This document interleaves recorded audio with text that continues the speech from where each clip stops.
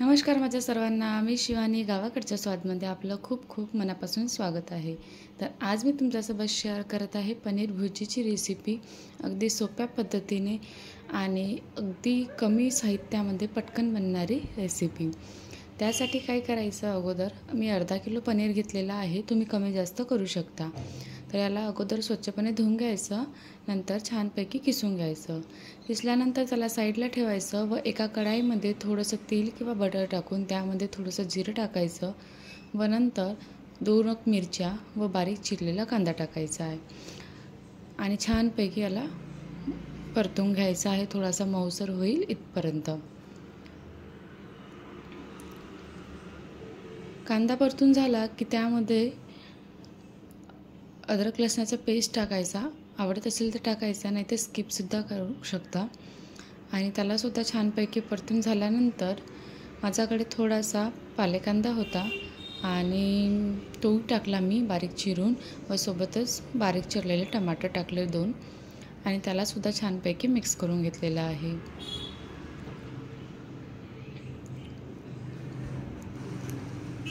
नंतर त्यामध्ये मसाले टाकायचे, बेसिक मसाले जसं रेड चिली पावडर, हळदी पावडर, धनिया पावडर आणि चवीनुसार मीठ घालायचं आणि यालासुद्धा मिक्स करून थोडंसं मऊसर होईपर्यंत, तेल सुटतपर्यंत आपल्याला शिजवून घ्यायचं आहे. ह्या स्टेजवर तुम्ही बटरसुद्धा टाकू शकता इथे, म्हणजे आणखी छान पण टेस्ट येते.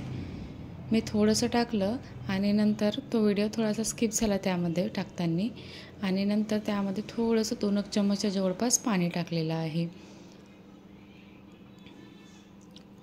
छानपैकी मऊसर शिजण्यासाठी 2 चम्मच पाणी टाकायचं आणि शिजली की त्यामध्ये जे किसलेलं पनीर आहे ते टाकायचं.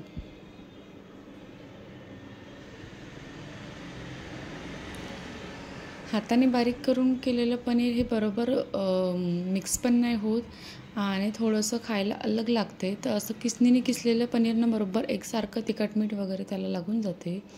म्हणून हाताने बारीक करण्यापेक्षा असं बारीक करायचं, म्हणजे किसणीने किसून घ्यायचं व नंतर थोडंसं त्यामध्ये कोथिंबीर टाकून अशा प्रकारे सर्व मसाल्याला लावून घ्यायचं, मिक्स करून घ्यायचं. सोबतच मी आणखी थोडंसं बटर टाकलं यामध्ये आणि याला आपल्याला झाकून थोडंसं 1-2 मिनटं शिजवून घ्यायचं आहे.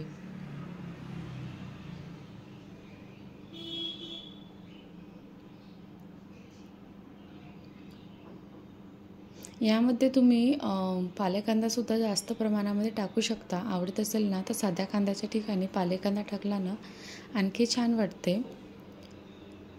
आणि आता शिजलेलंच आहे, जास्त वेळ लागत नाही शिजायला याला. तर प्लेटमध्ये सर्व करायचं, त्यावर थोडंसं बटर टाकायचं आणखी आवडत असेल तर जास्त, आणि नंतर मस्तपैकी गरमागरम पोळीसोबत किंवा पराठ्यासोबत खायचं. खूप छान वाटते खायला आणि अगदी सोप्या पद्धतीने आणि झटपट बनणारी रेसिपी आहे. आवडली असेल तर कमेंटमध्ये सांगा आणि माझ्या चॅनलला सबस्क्राईब करायला विसरू नका.